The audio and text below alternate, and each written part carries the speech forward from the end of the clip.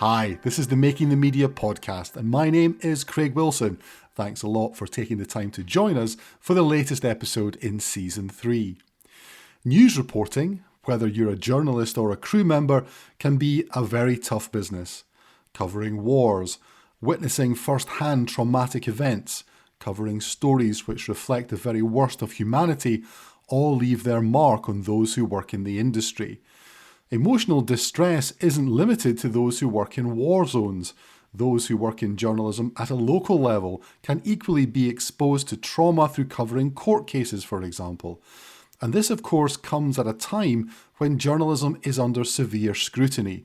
Press freedoms and independence are being challenged, and the relatively recent development of online harassment is yet another issue to add to the mix. All of this is impacting on people's mental well-being. In recent years, there have been some high-profile examples of journalists stepping back from their jobs to prioritise their own mental health, and there is, in some countries at least, a growing awareness of the issue and the need to support staff more. In this episode, we're going to explore this issue with journalist Hannah Storm. Hannah is one of the people behind an initiative called the Headlines Network, and we'll discuss this in detail shortly. But first, here is Hannah outlining how her own experiences led her to want to do more to help news teams deal with issues surrounding their mental well-being. So I've been a journalist for close to 25 years. I've lived and worked and travelled in almost 60 countries around the world, and I've worked across all different manner of media, radio, TV, online and print as well. I began my career at Reuters, the news agency, and moved overseas when I was in my mid-20s, was the BBC freelancer in South America, predominantly in Peru and Chile, and spent quite a lot of time in Haiti as well. Fast forward, I guess, to probably 2010, having worked for various different organisations, I was at Channel 4 News when the Haiti earthquake happened. And I was the only person in the newsroom who, in inverted commas, knew Haiti, although I suppose that's quite questionable after an earthquake. But so I got sent to Haiti to work on the production side and logistics and to work with the teams covering the earthquake there. It was an incredibly difficult experience, and one that I didn't realise was quite so difficult at the time. After that, I went to work for something called the International News Safety Institute, or INSEE, which is a journalism safety organisation working with news organisations around the world to help them prioritise the safety of their staff going into difficult and dangerous places, both physical danger, digital danger, and psychological danger as well. And I was the CEO or director of there for a number of years, through the Arab uprisings, through various difficult kind of problematic periods of time within the profession, until about 2019, 2020. I think the last few years have become a bit of a blur, so sometimes I forget which year we're in. At that same time, I developed symptoms of what I now know to be post-traumatic stress disorder. And I was diagnosed with what's called complex, or there's no official diagnosis for the complex part in the UK, complex post-traumatic stress disorder, as a result of my professional and personal trauma in my professional and personal lives. I'd always been passionate about working with other journalists, bringing cool people together, as I say, and interesting people together to connect them with one another. And about 2 years ago, I decided I wanted to tell my own story of the kind of mental health experience I'd had. And I did that through writing a story for Pointer, the organization based in the States.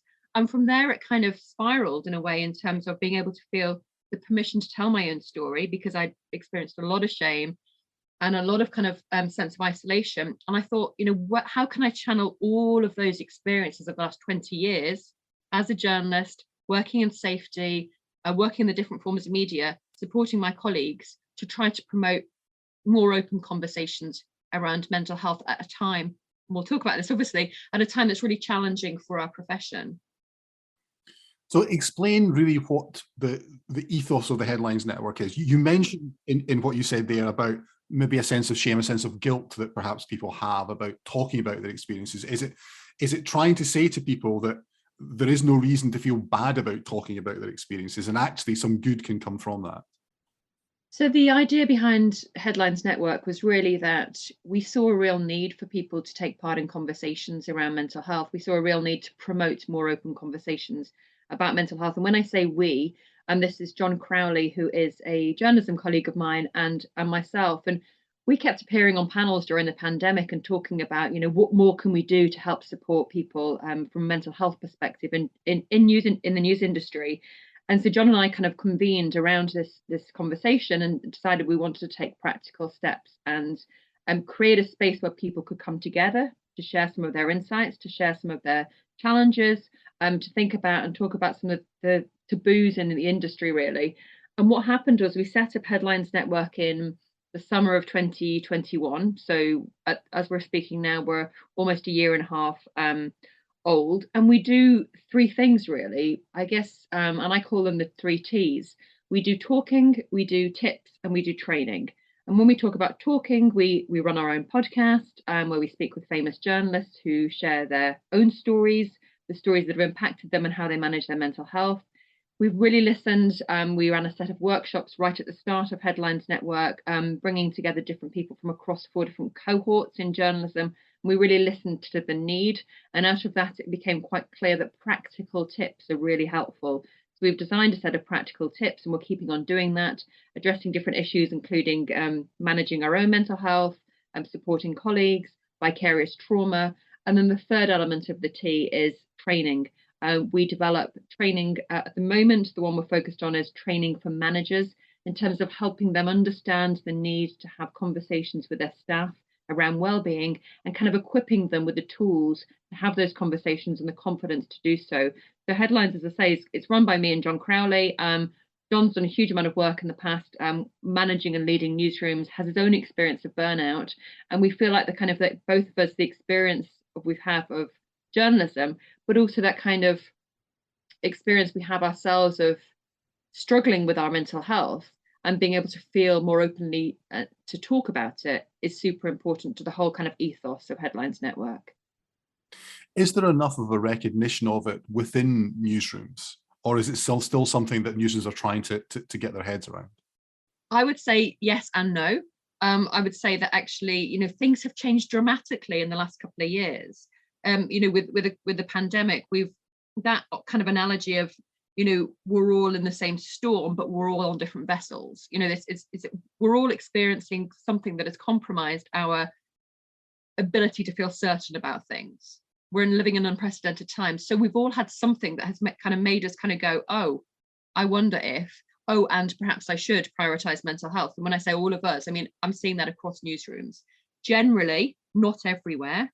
There is a difference across some parts of the UK. There's a difference across some parts of some different countries as well. But there has been a degree of a shift in terms of kind of normalizing, in inverted commas, the conversation around mental health. At the same time, because of some of the pressures we're facing as a kind of journalism industry, I fear that a lot of people are back to that shame idea. A lot of people don't feel yet safe to be able to share their experiences, partly because they're terrified of the repercussions on their career. And if you add in the kind of the resource pressures we're facing as a journalist industry, that, the job insecurity, the cost of living crisis in the UK, there's not a lot kind of to be able to encourage people to come forward and say, hey, it's okay and safe to speak about your mental health. And that's why it's incumbent on newsroom managers to say, this is a confidential conversation. Nothing you say here is going to impact your future career progression.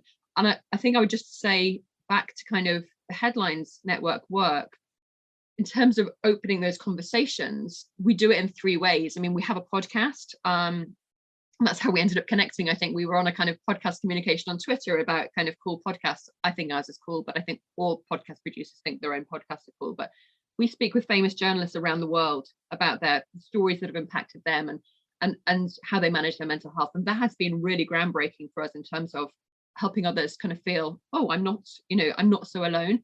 And then we do the tips that we've talked about before in terms of the solutions and helping people with practical steps to promote their own mental health and support others. And then we do training as well. So yes, there's been a kind of positive move, but then there's also those taboos in place, I think.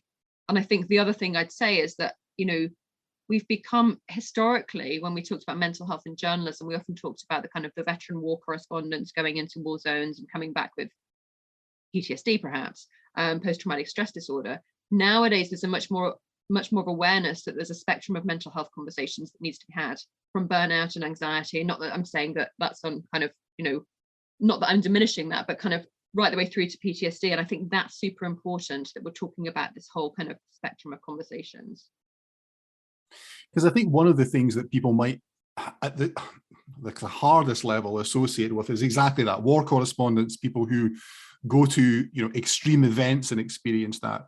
But journalists, one of the things I felt as a journalist was you got a glimpse into people's lives. And you can cover stories as a local journalist, where you may cover court cases, for example, that are very traumatic. You may cover, criminal events that are very traumatic. So I'm guessing it's not just the kind of war correspondence. This is something that can apply to anybody who's working in journalism. I think it's really important to say that research shows us that journalists, by and large, are resilient. So that's really important. It's not that we're all suffering and experiencing kind of mental illness and mental ill health. I think it's also really important to say that different people are impacted in different ways, and our history and our identities and our perspectives on things kind of impact the way that we experience stories. Often when you're involved in a community and you see things and you witness things and you experience things that are difficult, it can impact you. So be that a court case, as you mentioned, be that a car crash, for instance, be that something that is kind of traumatic breaking news, but is not necessarily the war zone experience. And then I also think that it's really important to say that, cumulatively, experiences can build up on people. So the kind of cumulative pressures of perhaps not really, really traumatic things, but the cumulative pressures of kind of the work environments and the stories we cover build up on us. And that can impact our ability to cope. I think when you were asking that question there, I was thinking about, we've been really privileged at Headlines Network to work with some real fantastic experts. So we've been working with recently with Dr. Sian Williams, who's a broadcaster and psychologist, and she often talks about this notion of bearing witness, and it comes up a lot in our podcast, this idea of, as a journalist, I bear witness. And she thinks, and I believe also, that bearing witness, this idea that we remind ourselves of bearing witness to the stories around us, can become a really protective thing for us. So when we're kind of perhaps questioning why we're doing this or struggling with our mental health, this reminder that we can bear witness and we're doing so for a purpose is super important. And obviously, back to that kind of local journalism, that's critical to bringing news to our communities. Another element of this as well, which I think is something that is different in that it's still something that's very new, is also about online. And online harassment of journalists has become a bigger thing. Is this something else that's impacting on how people feel about journalism and impacting on their mental health as well? Yeah, sure. And it's interesting for me because also in the other part of my life, a lot of us have these kind of multiple mosaic type careers nowadays. And so in the other part of my life, I'm a media consultant, and I work with news organizations around online harassment, supporting them to help mitigate the risks and understand how it impacts journalism. Really, we've seen a rise in online violence directed against journalists in perhaps the past decade. And there have been certain key moments in that decade that have really kind of spurred that increase of vitriol. It began with kind of probably the Arab Spring, and then there were the moments in terms of things like Brexit and things like in terms of Trump, which kind of, where there were events that polarized people, and there were certain individuals who effectively licensed hatred against journalists. I feel like it's something that in many ways impacts more people. So if you think about journalism safety, there are very few people proportionately who go into cover war zones. But if you think about journalism safety, the majority of us have some kind of online presence. And therefore there's this kind of frontline online or online frontline that we're experiencing where we're exposed to this kind of digital violence, if you like. And so, some people go as far as calling it a war zone. I'm not sure if I'm comfortable with that notion now, but it really is impacting a lot of people. And particularly, again, the research shows us that it's people who are particularly marginalized by our historic white cis male university educated industry. So people who are people of color, women, people from the LGBTQIA plus community who are more at risk of online violence. And the critical thing there is it's leading people to self-censor, and it's leading people to either not join the industry or leading people to kind of move away from the industry And that means it has an impact on media plurality and media diversity. And so it's a massive issue. And I do think that it also intersects with physical violence. We know when you look at people like Daphne Caruana Galizia, who was murdered in Malta, there were online attacks against her. Gary Lankesh in India, online attacks against her. So we know there's a connection between the two. And we also know that psychologically, it can be incredibly damaging to have this kind of onslaught the minute you turn your phone on in the morning, when perhaps you haven't got, and again, to use a term from Sean Williams, you haven't got your emotional flak jacket up there. So you haven't got this kind of form of protection that you can kind of build this barrier between you and the rest of the world. Are there practical tips that you can suggest for people about staying safe online? Yeah, I mean, there's quite a few practical tips. And I think, again, it's the point that I would really like to make clear is this idea that, often we treat those who experience something traumatic as the problem, and we should not be doing that. So, for instance, if something happens to you, you're the liability. We need to reframe that. We see that a lot in gender-based violence issues. What were you wearing to do that, or how much did you drink to encourage that? That's wrong. So we need to kind of start with a kind of reframing of the conversation in terms of it's not a journalist's fault. A journalist is not to blame if they experience online harassment. So we need to understand that at the kind of institutional, organizational level and the industry level as well. It's not okay. One of the organizations that I work with, CBC Radio Canada, we have this kind of phrase, not okay. It's not okay to receive online hatred. It's not part of your job to receive that. So I think that we need to recognize that. I think organizations and managers need to take an approach whereby they are showing that they're supporting their colleagues, recognizing that they're allowed to take time off. They encourage them to take time off if that's appropriate. A lot of the time, encouraging people to take time off makes them feel worse about the situation. That they've got the support structures in place in terms of the before.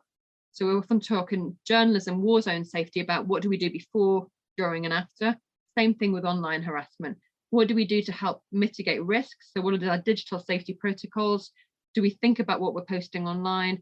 Do we separate our public personal profiles? All of that kind of stuff. What tools are in place for reporting during it? What support structures have we got in place? Again, tools for reporting. Who's on hand for us to speak with, who we trust. And then after, what are the kind of psychological support structures we have in place? And how do we continue to feel safe in the situation where actually we've had a degree of insecurity in our journalism lives? I mean, it's not as complicated as perhaps some people make it out to be, but I think it begins with that kind of digital hygiene and safety and thinking about what you're posting, but also recognizing you're doing your job and you shouldn't be experiencing vitriol for your job. I mean, one thing that has increased recently, of course, has been people working remotely. We're doing this. You're at home. I'm at home. And we're talking here. But remote working for journalists is not unusual. It's something they've done for a very, very long time. You go into the field to report on stuff. But do you think that's the events of the pandemic have meant that kind of sense of collaboration, sense of team has been weakened, and that's also had an impact as well? I would say that remote working for some journalists is not unusual. I still think there's a lot of journalists who have not necessarily worked remotely pre-pandemic, and I think it's really important to note that.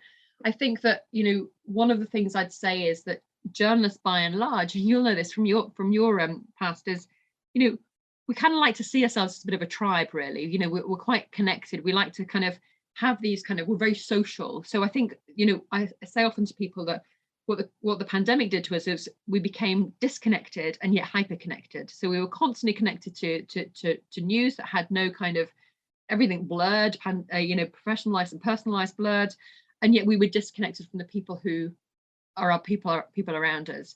We did learn. I think that a lot of people, if you'd have said to a lot of people 2.5 years ago or 3 years ago, is it possible to create groundbreaking, prize-winning, award-winning kind of news remotely in the manner that we have done? People would have kind of laughed. But actually now we know that they can do that. I think one of the things that, so the collaboration's great. Democratically, I found, from speaking with colleagues, that actually there's been a degree of more democracy in the conversations and the collaboration because we're quite a hierarchical industry. So that's been helpful also for the mental health conversations. What I do find is that sense of the blurring of the worlds is problematic, personal, professional life. the fact that people who are isolated have been more isolated in many ways, and the fact that actually, we don't have that spontaneity, those kind of water cooler moments that perhaps we used to have in journalism, where we kind of bounce ideas around. But yet I do also think that, back to that point about used to working remotely, we do have some of the tools. We already had some of the tools and we've built on those tools, but we've also found other kind of really great innovative tools that have allowed us to kind of tell news in a way that perhaps we might not have done. And I think that just before I kind of finish on this idea, I am concerned that one of the things that has been made worse perhaps by working remotely is the impact of trauma, particularly things like vicarious trauma. So when we're working in a world where we're seeing things second hand or second trauma, perhaps on screens, and we can't then turn to our colleague sitting next to us and go, oh my God, I just witnessed the most horrific thing. Can we just have a chat about it? I worry that that has kind of created more complications at a time when many of us are a lot more tired, and therefore our coping mechanisms have been diminished. Are there any examples of kind of best practice of what people are doing within the industry, Hannah, that you could highlight of how people are addressing this whole issue? Yeah, I think it's not necessarily helpful to name names, but what I would say is where people have recognized that mental health is not a one-size-fits-all approach, that is the kind of absolute key thing. That because mental health impacts and trauma and stress impact people in different ways, therefore we need to have different types of responses and solutions for them. So where people are able to acknowledge that a bank of resources or training or policies or tips or equipment or support is on offer, that's great. So that can be everything from employee assistance programs at one end to conversations around, I recently offered a writing workshop, for instance, to a news organization on writing for well-being. So that's great, supporting people and on certain health apps, if there's an investment in health apps, creating kind of peer groups, connecting people together in conversations, recognizing that there's no one size fits all approach to things. One thing that I would say that where I really see people kind of starting to take this seriously, and where I see the biggest influence, I think, is probably where leadership really gets it, where people recognize that leadership has to take the lead in this. Yes, it has to be a two-way street in terms of learning from people throughout the kind of industry and throughout the kind of their career, but we need to model good behavior in terms of leadership. We need to communicate effectively. We need to be empathetic. So we need to kind of use the tools of our trade. We use empathy to get great stories, but yes, let's use the empathy on ourselves. And that actually we're taking this seriously and recognizing that we want to create open cultures that retain great people, that support great people to do their best work, to be as well as possible, and that we have to invest in it financially, because often it's a bit of an icky issue in terms of saying, oh, I haven't got any money for this. But what we don't recognize is actually, if we don't invest in it, we're losing people. We can't retain people.